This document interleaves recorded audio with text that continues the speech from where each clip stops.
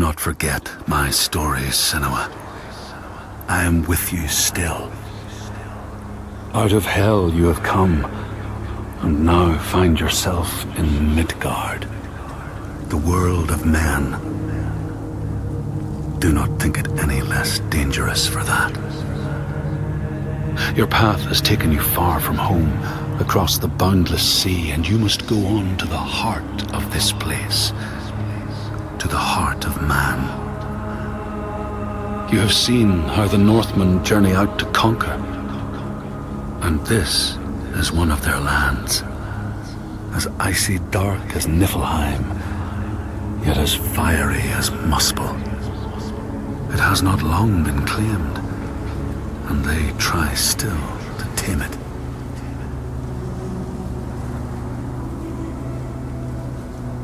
The Skald's verse speaks of a man called Grettir the Strong. A strange and bloody life he led. And it happened in this land you have come to. Listen to his story, Senua, for it may in some small way illuminate your own.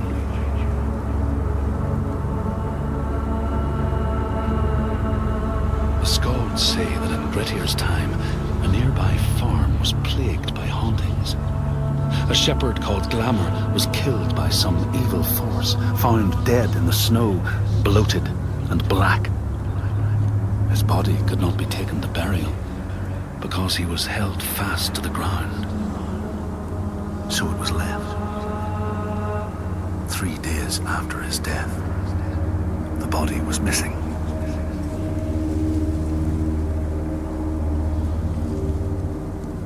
The Skalds tell how the revenant Glamour roamed the settlements, terrifying all those who lived there. Each one he killed, in turn, rose to walk beside him. Thus, evil begets evil. But the man Grettir was proud and overbearing, and thought the Droiger no match for his strength.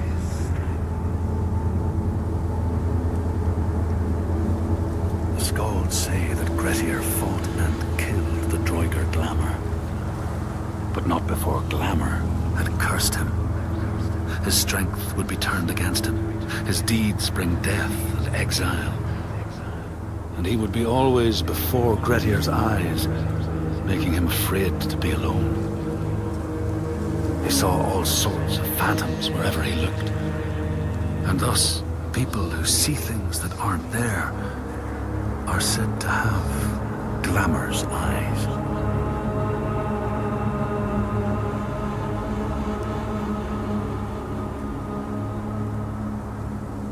The Skalds tell how in the time of Grettir's kinsman Thorgrim, there was a terrible famine. No crops could be grown, and the fish fled the nets. It lasted years, and the people were desperate. There was no respite even in spring, since terrible gales from the north would rise up and set in for weeks. This is a cold and unforgiving land, Senua.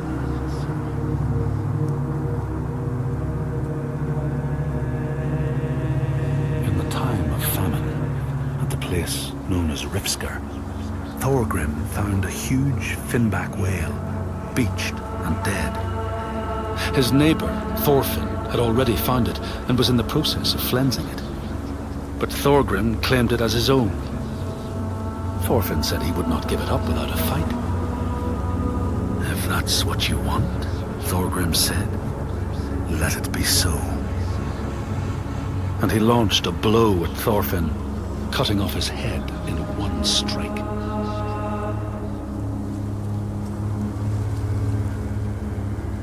The Skalds say that the neighbours fought, armed only with the knives and axes they had brought to cut up the whale, even picking out the whale ribs to beat down their enemies. Thorgrim's men had loaded their boats with whale meat, but as they went to leave, one of their opponents struck Thorgrim's brother a fatal blow. And this is how hunger fates desperate men to come to blows, striking out against one another to survive.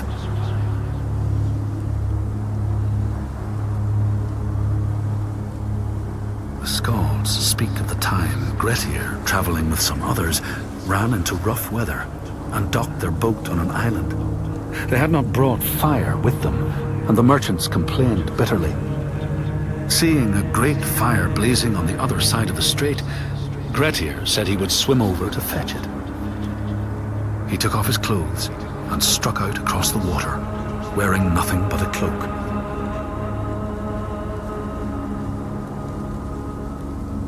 When Grettir came to the farm where the fire was burning, all was peaceful.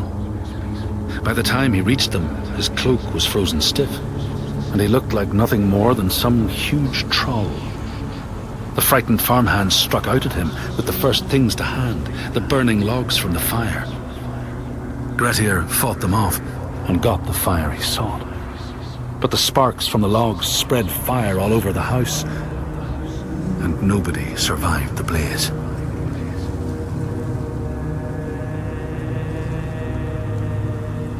The Skalds say that Grettir swam back across the strait, keeping the fire safe from the water. His friends applauded Grettir's bravery, but when word spread about the massacre at the farm, people took against Grettir. Nobody wanted anything to do with him, and when the news reached the Althing in the summer, Grettir was pronounced an outlaw. All doors would hence be shut to him.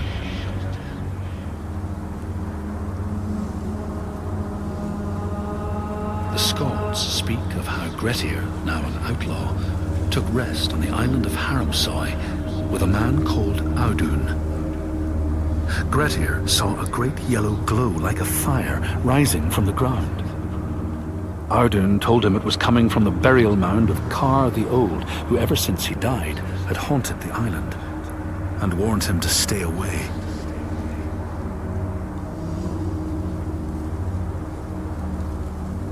The Skalds say Grettir wanted the sword that was buried in Kar's howe, and would not be deterred from seeking it.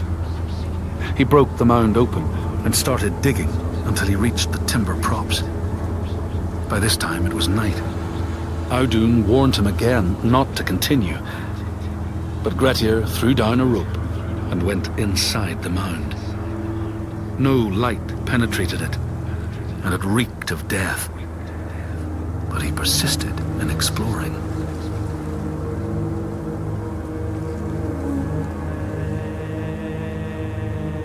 Grettir found the sword he was seeking, Kar's loom, buried in the grave mound.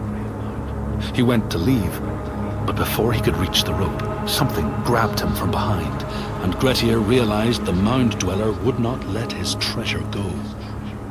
The two fought ferociously until Grettir got the advantage and chopped off the revenant's head. But Kar's loom would prove his undoing, fated to be the sword that killed him.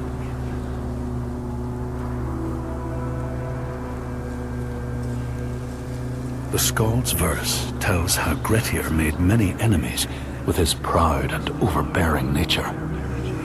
Always quick to anger, his strength and fighting prowess meant that even the most trivial of quarrels met a fatal end. The kinsmen of those he killed or maimed were angry, and because he was an outlaw, no one was allowed to help him.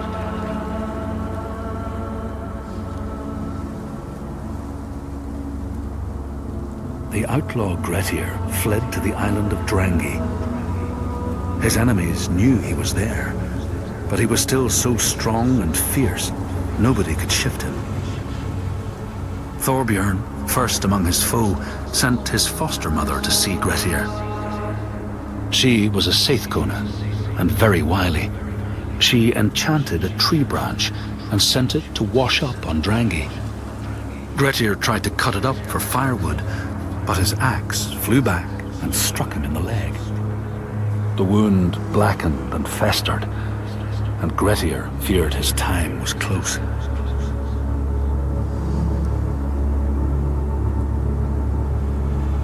The Skalds say Grettir, wounded by Seidr, was now so weak it was possible for his enemies to defeat him.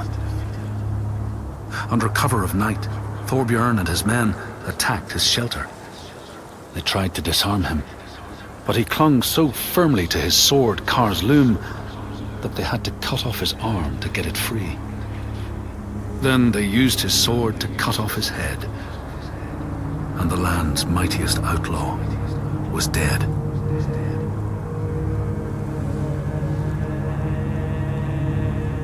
As the Droigar glamour had predicted, all Grettir's brave and fine deeds brought him misery.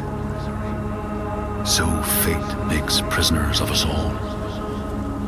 But it was Grettir's nature that made him fight the Droigar, and Grettir's nature that led to blood feud and exile. So what is truly our prison, Senua?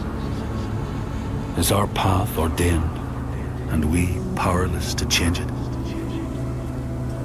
Or do we blame uncertain powers for what we ourselves ordain?